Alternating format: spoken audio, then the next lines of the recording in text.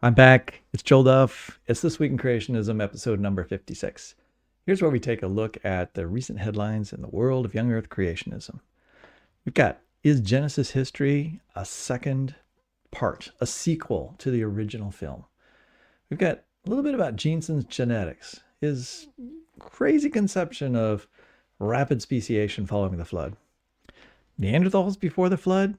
Yeah, I'm going to show you a clip from an ICR speaker who talks about Neanderthals being a people group that existed before the flood. What in the world was he thinking when he said that? We've got all that and a whole bunch more coming up next.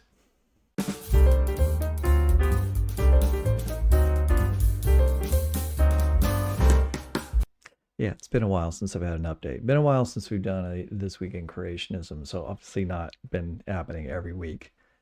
Haven't really missed much. It's really not been in a very exciting past month or so in the world of young earth creationism.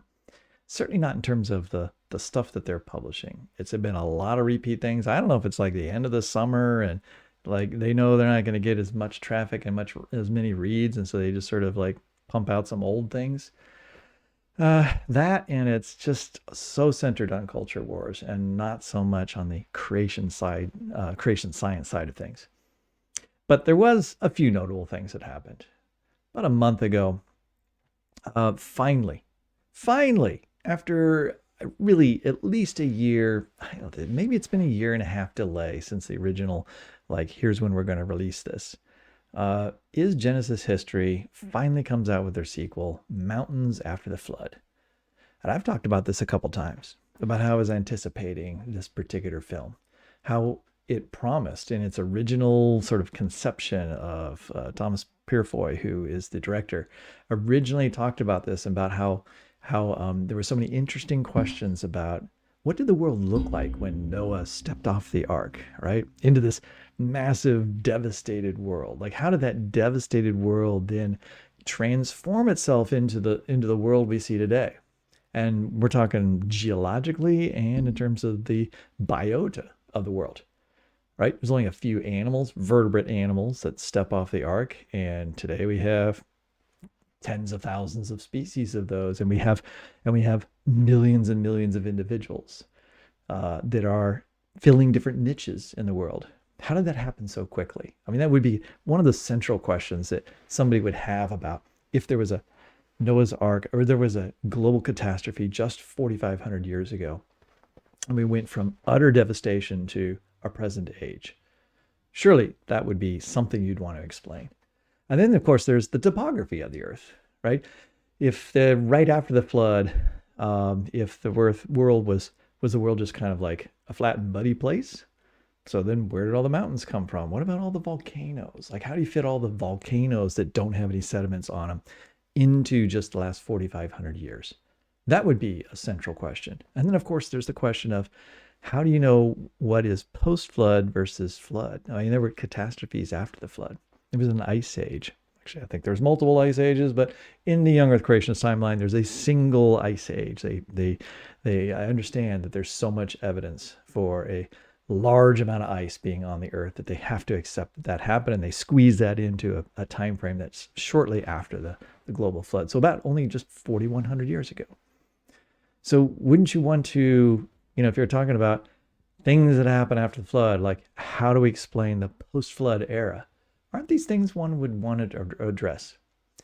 So I was kind of anticipating this film because I had said that I think that this is going to be a hard film to make, a very hard film to make. The original film, I said, was very influential, a very important film, a watershed moment for young earth creationism. It was out in theaters. Many people saw it. Millions of people have gotten the video or been shown it in Sunday schools around this country since then. And it gives a broad overview of overall the message of young earth creationism, along with a scattering of different forms of evidence that they believe support their particular view.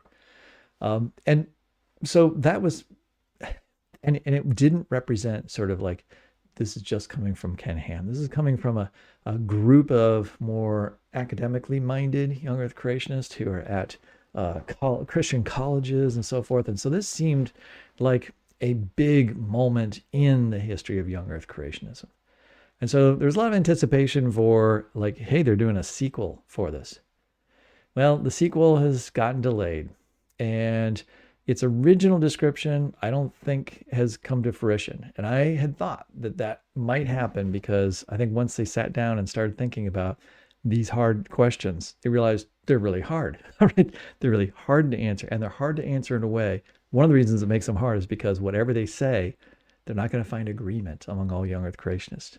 The first film could, like, everybody could kind of get behind it and say, this is great. All young Earth creationists could get behind it and kind of agree that this is a really beneficial thing. But when you start talking about where the flood, post-flood boundary is, there's significant disagreements among young Earth creationists. So where are you going to draw the line? Who are you going to include in the film? Because they're probably going to fall on one side or the other in the debate. What about how species formed? Like what is a kind? What kind of kinds were on the ark? How do they fill those niches? What are the mechanisms for how those changes occurred after the flood? Yeah, we could go on and on with all these different things that would need to be answered. And when I look at those different things in the young Earth creationist literature, I see that there is profound disagreements about these things. And so I wondered, like, how is Purifoy going to navigate these waters, right? Navigate these difficult personalities, within young Earth creationism, and try to please everybody again. And it looks like, in my mind, what they've done is they've just taken the easy route. So we're just going to focus on kind of a different question. It is something about like how the world was shaped by the flood, and a little bit about how things happen after the flood, how mountains after the flood, how they were formed. And it has to do with like the bending of the rock that was laid down in the flood. That's a central theme in this particular film. But we're really going to make it about like how creation science is done. Like follow a couple creation scientists and watch them go through a project. But that limited themselves to just two very specific projects. Now, you're wondering, have I seen the film? It's been out for a month. I have not seen the film. And I really thought that I would want to, and that I'd even be willing to pay to see the film. I saw the original film in the theater, paid to see it, took notes, the whole works, right? I'm just not interested in this. Once I found out what it's about Andrew Snelling's work in the Grand Canyon, and most of the film is traveling down the Grand Canyon, watching him collect samples, and then sort of following through on that research, looking at whether there's cracks in the rocks in these folds and bends in the rocks in the Grand Canyon. And then sort of taking that very specific, like single formation and asking questions about it, and then sort of extrapolating to other places in the earth and wondering about how mountains might have been formed after the flood. And there's also John Whitmore's research on the Coconino, I always say that wrong. Maybe I'm still saying it wrong. Sandstones, the formation in the Grand Canyon as well. So it's a very Grand Canyon focused thing. And you might say, Joel, hey, you should be really interested in that because after all, you're an author on a book, right, about the Grand Canyon, right? Right there. All right. Grand Canyon, Monument to an Ancient Earth. Wrote a couple chapters for that. And I think it's a really fantastic book. You should all buy it. It talks about the history of the Grand Canyon, takes you through sort of basic geology, hits a little bit of the theological questions and so forth, right? A little bit of everything, very much at a layman's level. And so I know a little bit of something about the Grand Canyon and how it is a monument to an ancient Earth, not a monument to a young Earth, despite what is shown in this particular film. But I haven't seen it. And I've read multiple reviews, and I've talked to a couple people who have seen it.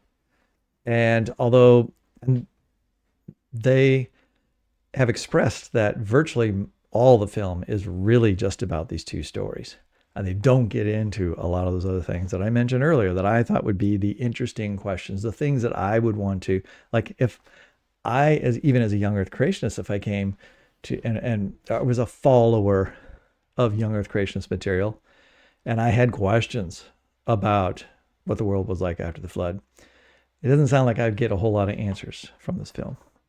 Now, they're free to change their mind and go in a different direction and so forth. And, things happen. I know, plans shift. like all the plans for like the videos I'd like to do for this channel have, they've all shifted. I have different objectives at different times and different interests at different times. And in their case, they had money limitations and other things going on that limited their ability to maybe to answer those questions. But still, at the end of the day, this clearly is not going to be a watershed moment in young Earth creationism. This did not go to theaters. It was just slowly rolled out. Not a lot of fanfare. I've seen very little advertising for it. I'm not going to pay the $20 to buy the DVD or get the streaming version of this. I figure eventually I'll be able to get it for free somewhere after this initial period. And I'll watch it then. And really, I'm hearing no outpouring of like, oh, you gotta see this film, right? I'm seeing no buzz about it at all. And so all that fanfare originally about, fundraising and we're going to make the sequel and, it's just kind of it landed like a dud. So that to me was a big summer bummer. All right. Because I was kind of looking forward to, getting some fresh material, right? I need fresh material. Like you get tired of reading the same things over and over and over again from young Earth creationists. The exact same story repeated in articles, just like you're getting tired of hearing me saying the same thing on this channel in response to those same articles, the same themes, the same repetitive stuff. That's no fun for me either. I want to be stimulated by new ideas, all right? And given new challenges, because new challenges means I get to think in new ways and maybe explore new avenues, new data, right? Try to apply that to these questions. That's the intellectually invigorating part of being involved in these kinds of debates and discussions. And when it's just the same old stuff. All right. Now, I'm just going to say this about Snelling's work, since that's going to be is obviously the apparent. It obviously is the focus of the film. I have trudged through some of Snelling's papers because Snelling has published most of his work now that he's done on these folds, all right? His geological work, structural geological work on these folds in the Grand Canyon. And it is exceptionally boring material. I really don't know how they're going to make it exciting, the film, other than beautiful images of the Grand Canyon. But as to the significance of his results, I'm sure they're played up big time in the film, but there is really not much to it. It just isn't. And he published hundreds of pages of results of descriptions. It's very descriptive work of the various minerals and cross sections and so forth, right? Lots and lots and lots of images from different samples, just one after another, literally 70, 80 page papers. And guess what? They're all published. I have to admit, I was shocked by sort of the hubris of having to publish it in your own journal, Answers Research Journal at Answers in Genesis, which is Snelling's employer. And guess what Snelling's job at Answers in Genesis is? He is the editor of the Answers Research Journal. And he published all of his articles, all of his results, all this great science, okay, that he has done, that is undergirding this film. It's all published in his own journal that he's an editor of. I at least thought he would go to the Creation Research Quarterly or another young Earth creationist journal out there, which would have a different editor, who would find a couple reviewers and at least have the appearance of not being biased. The appearance of not being biased. I still think it would be, they wouldn't be able to find many reviewers, and they would probably just accept the article pretty much as it is. But at least it would have the appearance of having some independence. But no, published it in his own journal under his own editing authority. I don't know, there's, a handful, maybe 4 or 5 people in the entire young Earth creationist community that could read those manuscripts and really be able to assess them at all, at a really detailed level. There might be nobody really in the young Earth creationist community that could truly give a peer review of this. And to be honest, most of it could be published in a secular journal. There's only like a few little blurbs in which he tries to apply it to a young earth creationist worldview. Like, here's what I found, and here's how you could interpret this data within a young earth creationist format. And that just comes in a small little blurb at the beginning and one little blurb at the end in one of the papers. It's really not a prominent part of the publications themselves. You could strip that out, send that to a secular journal. That would be somewhat impressive if he took his stuff and that he worked hard to get a permit in order to be able to collect these samples and be able to publish that in a secular journal. It's actually descriptive stuff that I don't have any reason to believe as I look through all that there isn't anything necessarily wrong with his analysis, not with that, with his data collection, all right, and his descriptions of what he observed. But I have to tweak the discussion section a little bit. Not very much. He should have, and this is what I suggested even before he published, publish in a peer-reviewed secular journal, not talking about young earth creationists or an application of your data to young earth creationism, and then go ahead and publish a summary of those results, referencing your peer-reviewed secular article, and then give your young earth creationist interpretation within your own journal. There's so much more validity to that. But at the end of the day, am I really actually shocked that this is how it ended up? Just publishing just reams of stuff in your own journal under your own editing? No, I'm not actually surprised by that, because the whole point of this was to create the appearance, all right, that young earth creationists are doing important science or actually collecting data and going through the process of science and giving a paper and a reference to just be able to point to. Ken Ham just wants to say, oh, look, I got this PhD scientist and look at this. He published hundreds of pages on this. If somebody writes hundreds of pages, it's got to be really, important stuff, right? I mean, the more you write, the more intelligent you are. All right. I'm just kind of bummed out about the whole mountains after the flood thing, because the Coconino sandstone thing is an old, hashed out argument that is not compelling from a young earth creationist viewpoint. I mean, sure, if you don't talk about any alternative viewpoints and you just present their view, it sounds compelling on film, I'm sure, but it is not some kind of dagger in the side of old earth creationism. Neither is the folding thing. It just isn't. And I think that most audiences aren't going to be thrilled. In fact, there's a couple reviews out there where it's like by people who like young earth creationists. They're like, the first film was really great. I learned a lot in the second one, but I wouldn't recommend it to my friends. Essentially, that's what they say. It's like, kind of boring, right? It's just some pictures and, showing the science being done. But it's there to give the impression that young earth creationists are doing science just like everybody else, but they are doing science that's coming to different conclusions. All right, that's a long-winded introduction for the first item for This Week in Creationism. What else do we got? Oh, okay. You know what? It's a good thing I spent a good amount of time talking about is Genesis history, because that'll prevent me from getting hyperactive about this particular article, or actually this video. I wouldn't have got hyperactive about it, but I'd probably say more than it deserves. So I'll say a few things.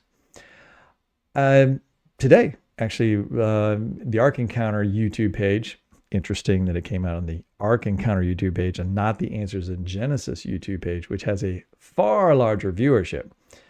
But there we are on the Ark Encounter YouTube page. They publish a video of a talk or a seminar given by Nathaniel Jeanson. All right, Nathaniel Jeanson is Answers in Genesis, PhD biologist, Harvard trained PhD geologist. We have to say that because Ken Ham won't, that's very important. He's a Harvard trained biologist, developmental biologist. Jeanson's this video apparently was made sometime in 2021, but I was unaware of it. And you could only see it if you paid for your subscription to Answers TV network, right? You know, Answers in Genesis has their own like TV network. It's basically a streaming network, and you have to pay a monthly fee to get access to all these videos and other media that they have collected and bought rights to. And then, of course, they're adding more of their media. So this is one thing that they put on there, right? They had a video series that was probably recorded at the Ark Encounter, and then they didn't release it to any other platform so that it could be exclusive to the Answers TV network to give people reason to pay their money. Now, certainly, this particular video is not the reason why anyone's plunking down, a couple bucks a month in order to watch videos there. But nonetheless, they can say they have like this exclusive content. But then after some period of time, right, it's been there and it's been exclusive, and now they can start to release it to their other social media platforms and media outlets. So this video shows up on my YouTube list today. And I did a quick scan through it. It's like the same old stuff, especially after I realized it was from 2021. He's talking mostly about his book, Replacing Darwin. And he's responding to various critics, and he's trying to answer this question. This is, how did Noah fit all the animals on the ark? All right. And then, of course, Answers in Genesis is using this new format of, the too many to fit. Like, whoa, there's a big problem. You got to watch this video and find it out, because this is how it was done. Actually, Jeanson's going to say that near the end. It's like, he's going to be very adamant. Like, this is how lots of species can be made. And it's like, evolutionists have somehow just ignored all this. They just never noticed. And yet here I am, a Harvard-trained biologist, and the scales have fallen from my eyes, and I've seen the truth, right? And it's blatantly obvious how species could easily form in a short period of time. And why must species be formed in a short period of time? Well, because not every species as we know them today could be on the ark, because there wasn't enough room on the ark, and creationists acknowledge that. And so they have to place fewer animals on the ark. And if you've heard me talk before, this is like old stuff, right? Because this is just the typical thing. But I have to go through this routine for those of you who are watching for the first time. The ark has so much space, and one way to fit all the animals on the ark is to reduce the number of species down to a fewer number of species. And you can do that if you accept or argue that a kind of animal that was brought on the ark represents a family group. And therefore, after those kinds, like two canines, get off the ark, then they start to reproduce, and then they have offspring, and those offspring become different species, and even different genera, or genre, as Jeanson likes to call them. And and so multiple, many different species form to get us to the point where we are today, where we have an abundance of different kinds of vertebrate fauna in this world. Right, so he's answering the question that critics, say is like, what you're really proposing then is something like hyperevolution, right? You're saying there's a hyperspeciation rate, because no evolutionary biologist or geneticist who looks at the mechanisms that can result in populations dividing and becoming two distinct species over time would say that most species can form within extremely short periods of time, like, just a couple generations, like 3 generations from now, lions could, have offspring that are no longer lions, but some other kind of species of cat.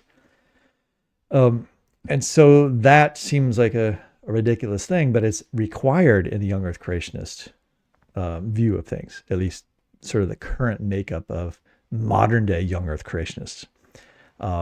So 2 canines get off the ark, and then within the space of 100 years, sometime before the Ice Age, right? And I already said the Ice Age was not very long after the flood, just a couple hundred years. We know that there was dozens of species of canines, right? Foxes and wolves and coyotes and African wild dogs and so forth. We know that all these different types of canines, species of canines, different genre of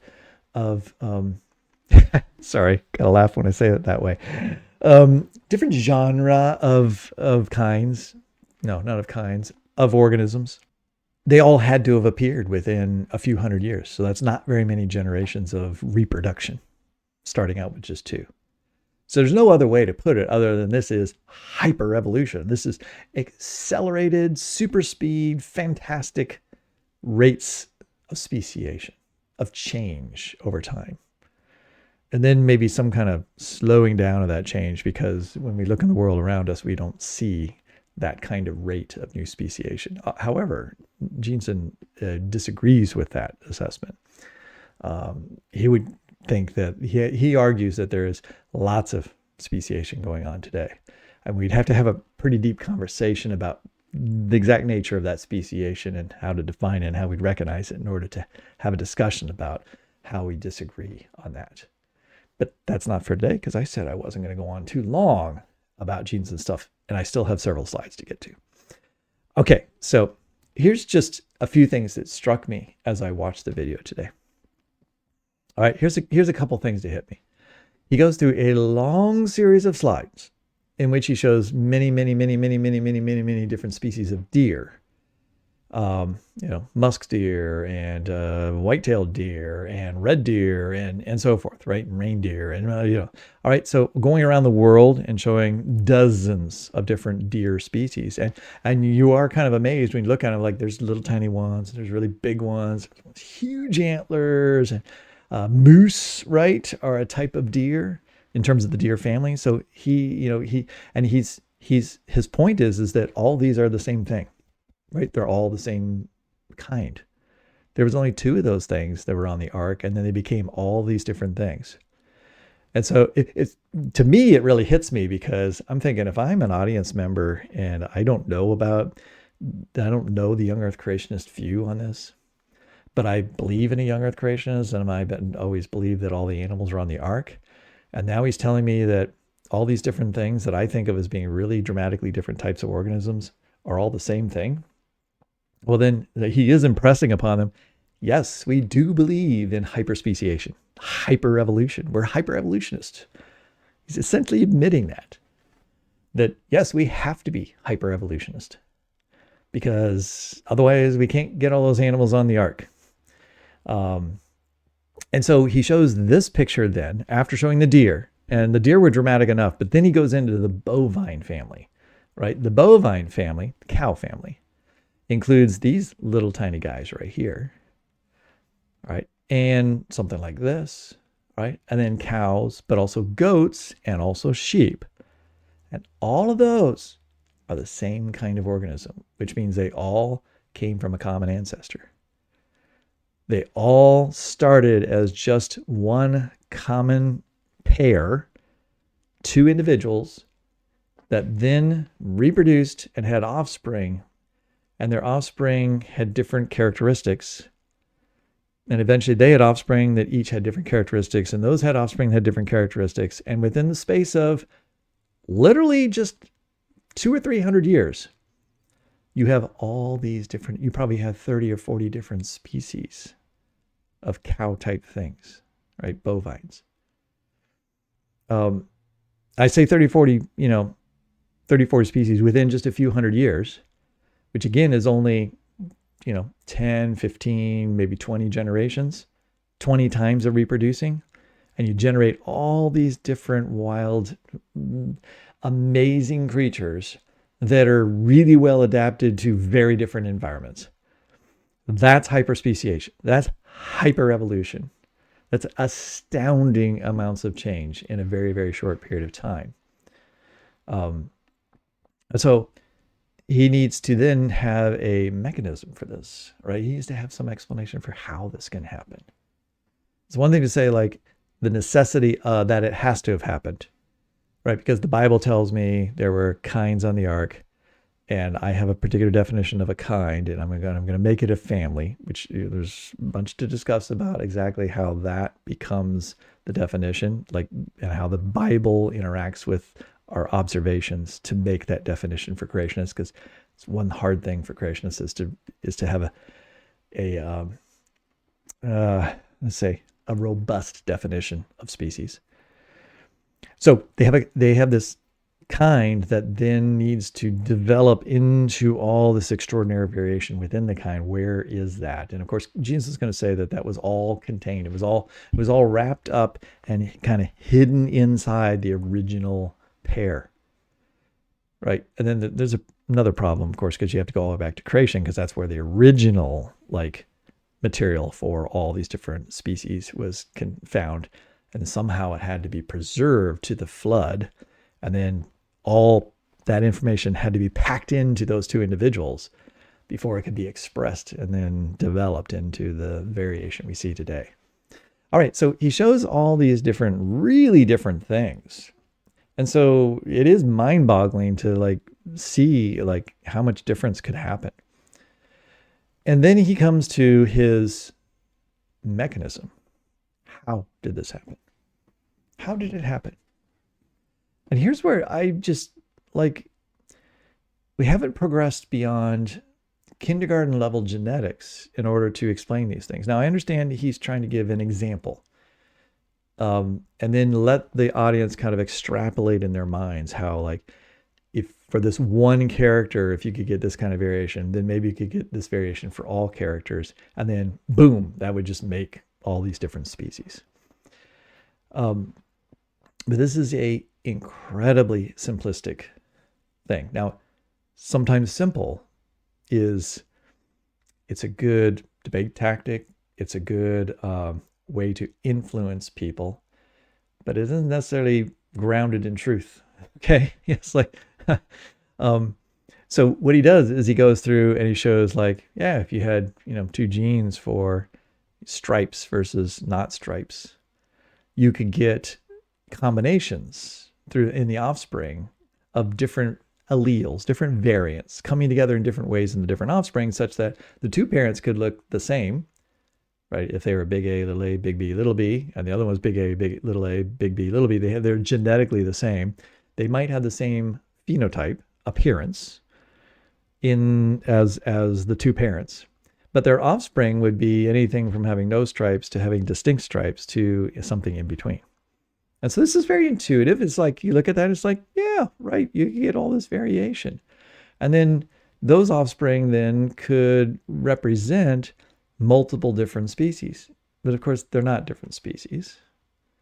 Right? Oh, I forgot. He had a picture of a bunch of zebras and things then his example is zebras and so forth, except he's looking at different varieties of very, very closely related species of zebras. What he's explaining is diverse traits within a species.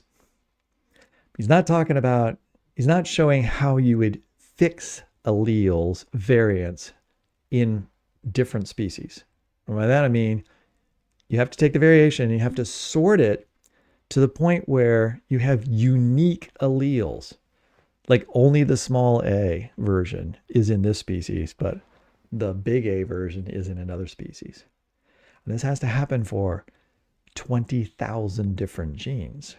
You'd have to sort them out. And then you have populations of thousands of individuals eventually in those different species. They all contain unique alleles that aren't shared by those other species.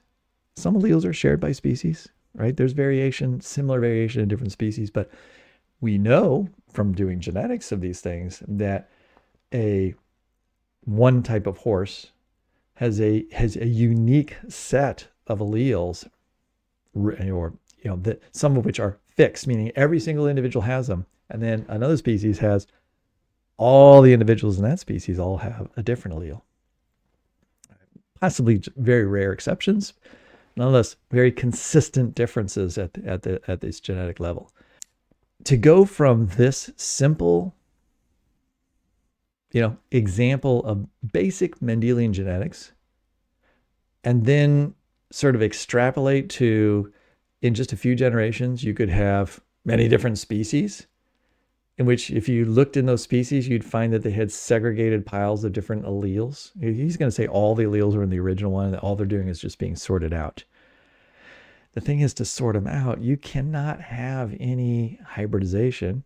But what does young Earth creationism require for a kind? They say like one of the defining things about a kind is that different species can hybridize with one another, and that they can do that in nature. They don't necessarily do it very often, but that shows that they still have the capacity, right? They're still similar enough to hybridize. And they would admit that in the past they hybridized with each other. If they hybridize with each other, then they're going to mix their alleles. If they mix their alleles, then they're not going to become separate species, right? You can have a small amount of hybridization and become different species over long, long periods of time with very low gene flow, because that's what that is. Gene flow is the flow of alleles, variants from one population that are maybe unique to one population, somehow making their way into another population. Well, somehow would be through interbreeding. And then if just one individual interbreeds with another, one red fox interbreeds with that has a reddish color pattern, right? And that's a population of offspring from two foxes, and they kind of migrate to one area of Asia. And there's two other foxes that migrate off a little other direction, and they have a slightly different allele they're carrying with them. And maybe they do look distinct and different from one another. But if one of them travels, which foxes are very prone to doing, they will migrate long distances, and they meet up with the opposite sex in the other group. Right? Even if this only happens once every 50 generations or once every 500 years. If that happens, they're bringing their alleles with them and they're sharing them with that other population, in which case they make those two populations more similar as opposed to being more different. And it slows the speciation process down.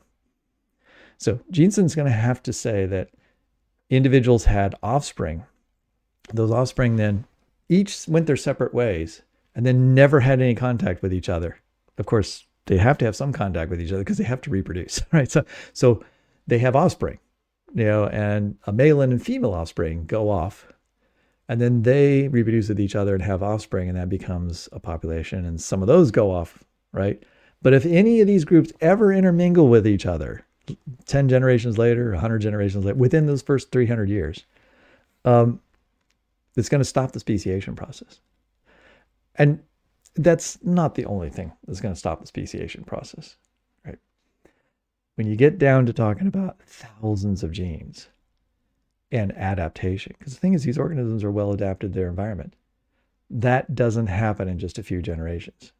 Because if he's showing randomness here. This is random assortment, getting a random set of different characteristics in the offspring. But this is going to be true for all the different genes. So you're going to have these wildly different, if every gene has this much variation, you're going to create wildly different organisms, almost none of which are adapted to their environment, because they're going to have combinations of like, this is a good thing, but that's a bad thing for this environment. These 10 things are good. These 10 things are bad, right? And so when natural selection works on that, it's going to take many, many, many generations for natural selection to sort out which combinations of genes work best. And because you're constantly generating way too much variation, I don't know, maybe that's not the best way of putting it. Yeah, I'm going down farther down this rabbit trail than I wanted to. I need to come up with some figures and show some of the math of this. I'll just stop and say, like, the population genetics of this doesn't work. And I have yet to see creationists come up with real, like, show, model dozens of genes undergoing with some certain amount of variation, then being reproduced, and then interacting with different environments, and how quickly, under what selection pressure, and showing how they can be sorted out, and model in gene flow, and show what happens with gene flow.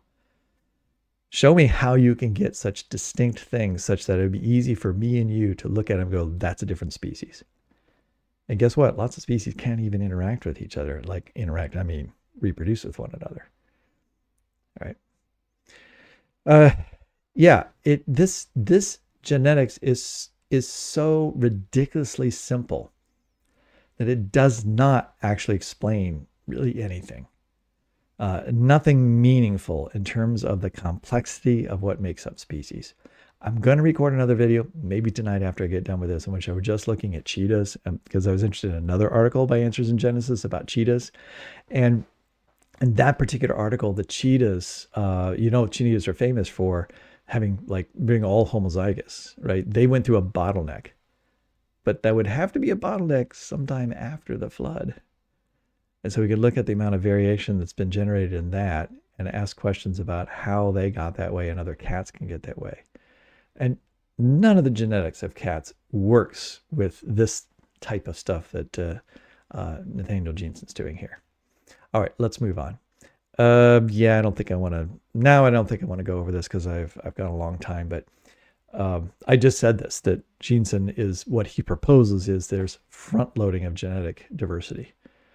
And in another talk, I've talked about how this also doesn't work very well with those who those who are really big into genetic entropy and say that we're accumulating huge amounts of negative mutations. These two models don't really jive too well with each other in terms of expectations, in terms of what we should see in genomes. All right, now, toward the end of his talk, I'm just going to note that he gives me a whole bunch of screen time, so thanks a lot. Talks about me, my background, and of course he's not happy about the critiques that I've had of his work and Answers in Genesis.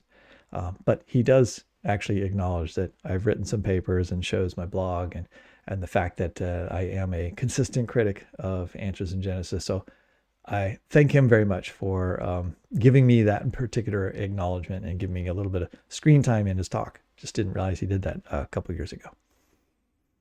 Okay. Oh, yeah. I mentioned that I'm going to talk about cheetahs. So this is just I want to talk about this article separately rather than in a This Week in Creationism type thing, because I want to go to some of the original literature about the genome stuff itself to compare to what was actually said in the Answers in Genesis article. Okay. So let me get to a couple kind of fun items that I'll go through quickly. And that'll wrap us up for This Week in Creationism, episode number 57. All right. So what we have here is I'm going to play a very, very short piece, a clip of here. There's a minute or two around it that's kind of interesting, but let's just stick to the main thing here. And this is from a talk that was just released again today from Reformation Christian Ministries, which is a little tiny creation ministry in Iowa, northwestern Iowa, near the campus of Dordt College. And so there was a church there that hosts a creation conference each year. And I know about it because I know people at Dordt College and I know people at this particular church. And so I had seen this and was made aware that this was happening a week ago. And so they just released the videos from the creation conference. And their featured speaker was Frank Sherwin. All right, Frank Sherwin is an Institute for Creation Research speaker. And so he was sent there and he gives this talk. And it's like, I don't know if Frank Sherwin gets the bottom of the barrel picks, okay, we've got this little church somewhere out in the boondocks and they want to, have a creation conference. Frank, you got to go out and do 7 talks, in one weekend. I mean, he really did hours of talks there. And I'm not going to go through all of them, but I skimmed through one of these. It was a Q&A session because that's where some of the good stuff comes up. Right. And it sounds like there's maybe 10 people in the audience. Right. And so they each have a question. I listened to the clapping and other things, and they never show the audience, but you can tell at the end of the talks that it's like you hear way in the back, just a little tiny tap, tap, tap. So I get the thing is, so this just is not a big event, right? This place has really struggled to sort of get their creation ministry going. So Frank Sherwin's there, he's answering questions. And the thing about Frank Sherwin is he just has a magical ability to either not remember the actual young earth creationist answers to questions, or he just doesn't think about what he's saying. And he really thinks some of the things he says are true. And so this was an especially good one. All right. He's going to say something about Neanderthals here. Just let me play it. It looks like Neanderthals were a pre-flood group. and that they didn't make it through the flood. And so, yeah, it's hard to say because there's not too much fossil evidence in that respect. Okay, so he was asked about Neanderthals. He was actually asked about like Homo, like what other species are there? Well, clearly was not familiar with Homo naledi, floresiensis. He knew the word Homo erectus. He just like launched into a big thing about Lucy and how she's just an ape.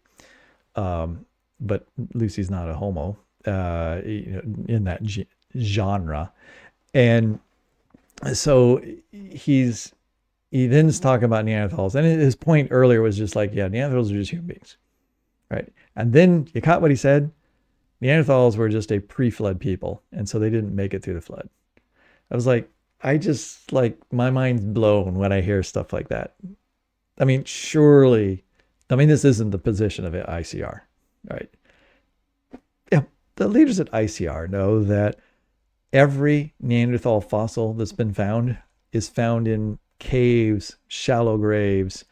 In other words, on the surface of the earth, in places that are post-flood features, right? A cave is a post-flood feature. The only way the Neanderthal went into a cave and had its bones laid down in sediments that were laid in caves after caves formed is for that to happen after the flood. You can't say that Neanderthal was a pre-flood people and they simply went extinct during the flood. I have no idea what he was thinking at the moment he said that. And I watched the rest to see whether, because he ends up talking about some other things with human fossils. In fact, he goes on the big thing about Lucy after that and says some totally incorrect, by the way, if Peter's watching this, he says some completely incorrect things about Lucy as well. It's like he remembers stuff that he read from ICR literature from like 1980. And he apparently hasn't read the literature since. So I don't know how many times I go to seminars where the creationist speaker themselves is so far out of date. This just happened the other day with Logos Research Associates, did a live broadcast, and they had Russell Humphreys on. And Russell Humphreys goes on and talks about all kinds of evidence for a young Earth. And it was like watching the 1980s version of Young Earth Creationism. It was total blast from the past.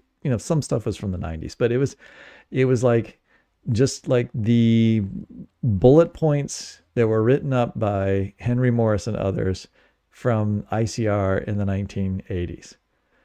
A lot of stuff that no self-respecting Young Earth Creationist would probably say in public today. And he was just blissfully unaware of the current Young Earth Creationist material. It happens. I've been to seminars by scientists who are kind of long in the tooth and they're still just giving like the talk about their research that they did 30 years before. And you're in it and you're like, I've read some papers on this stuff and like that idea is outdated and like we've learned all these other interesting things, and they seem to be completely unaware of that particular literature, even though it's in their own field. So it's like they just kind of shut it off at some point, and they had other important things to do, teaching and service and so forth, and they didn't keep up on the literature, but they're given a seminar. And so just these things happen, I understand, but he's representing the Institute for Creation Research. All right. Hopefully when he gets back, somebody says like, oh, come on, you got to update yourself. Just think about what you're saying. It doesn't even make sense to say that. All right. Guts of Giving. If you're watching, go watch some more of this video. There's some great takes for you here. You can have much more fun with this than really I can. Well, that was fun. Let's stick with ICR. A couple weeks ago, they published an article on Is the Earth Round? And it's not worth reading, this article. It's by Brian Thomas, which always makes articles not worth reading because he has an incredible ability to misunderstand and misstate other people's results. And I think most of the time it's just naive. And he doesn't really do that here. I think everything he says here is perfectly reasonable. He makes a biblical argument for why the world is round, and then he makes some perfectly valid scientific arguments for why the world's round. I'm only bringing it up for one reason, and that is because he talks about in here how he's constantly asked questions about, like, the earth being still and held in place, and people come to him with Bible verses and tell him, like, he must be wrong, that the earth is flat, or at least it's at the center of the universe, and so forth. It's always fascinating to me to see that young earth creationists have created an environment, a hermeneutic, right? A method of interpreting scripture, which is overly simplistic in many cases, right? It's not nuanced. By nuanced, I don't mean in a bad way. I mean nuanced in the sense of, like, having a better sense and a deeper sense of how to interpret scripture holistically. And they have brought up a generation of people who have a shallow, simple set of interpretive rules. And they have created a monster, right? They have created an audience who comes to the conclusion that answers in Genesis are heretics, or at least wayward servants, because they're not fully embracing the authority of Scripture, right? And believing that the world is at the center of center of the universe, or the solar system, or that the earth is flat, or whatever their particular viewpoint is on how to interpret Scripture. That's all I had to say about that. Now, really quickly, I've watched 2 videos this week, and I'm going to highlight them because I highly recommend watching them. All right. Now, this is by Pastor Gavin Ortlund, and I've watched a number of his things. I really appreciate his material. I especially appreciate his approach, his calm demeanor, his ability to treat everyone fairly, to hear people out, to gently rebuke positions. He takes a strong position about his own view of the age of the earth, which he believes is very old, and believes that the young earth creationist view is wrong. And he believes that for biblical reasons first, scientific reasons second. But he is very articulate in how he describes the problems he has with Ken Ham's hermeneutic, with Ken Ham's apologetic method. And what he says is exactly what I would love to say, that I've never been able to say that clearly, right? He's made 2 videos that I wish are what I have ever dreamed of making. He's said all the things that I would like to say, and I have said most of these things in some fashion somewhere, but never in the articulate, calm, respectful manner that he is able to accomplish. And so I really do recommend these videos for those who want to really capture a very good approach to dealing with Ken Ham. Right? I think this is a very effective approach. His arguments here are very effective in terms of dealing with Ken Ham's version of apologetics. So I will try to remember to put these links at the bottom of this. All right, last item, and I try to end with something a little more frivolous. I saw a Ken Ham tweet. I think this was today. And in that tweet, Ken Ham writes a long description about doors. He has a bunch of verses, and he has some things to say about the theological importance of opening doors and closing doors. And of course, he mentions the ark had a door in there. I took his entire post. I don't know why it hit me, but I thought, you know what? I copied his post except for the first line. That first line you see right there, which says, over 6,000 years ago, a door, and it talks about the garden and Adam and Eve and so forth. I did not copy that. I copied all the rest, which makes no mention of the Ark Encounter, the Creation Museum, makes no mention of 6-day creation. All right. It was all just about doors and a theological significance of that, sort of tracing it through the Bible. And I had very little issue with the things he was saying here. But something in me said, like, hey, I'm going to ask ChatGPT if it recognizes who wrote this. I literally just pasted in ChatGPT and I asked ChatGPT, who do you think wrote this? And Ken Ham had written it that day. It's not like ChatGPT has access to that, right? So I'm only using ChatGPT 3.5, and so that only goes up to 2001 anyway. Not that it would, even if this was 2001, he'd have access. It would have access to it. So it has not seen this. It can only infer from the types of words and the order of the words, and the usage of words, right? Who the author might be. And here's what it responded with. The passage you provided included the quotes from Genesis, Isaiah, Luke, 1 Corinthians, Romans, John, Revelation, Exodus, Hebrews, and Matthew. Appears to be written by Ken Ham. Ken Ham is a prominent young earth creationist, creation apologist, and the founder of Answers in Genesis, an organism that promotes a literal interpretation of biblical's creation account and advocates for the Christian faith. Text you provide reflects his biblical views or biblical interpretation, salvation, and the symbolism of various doors in the Bible as they relate to the gospel message.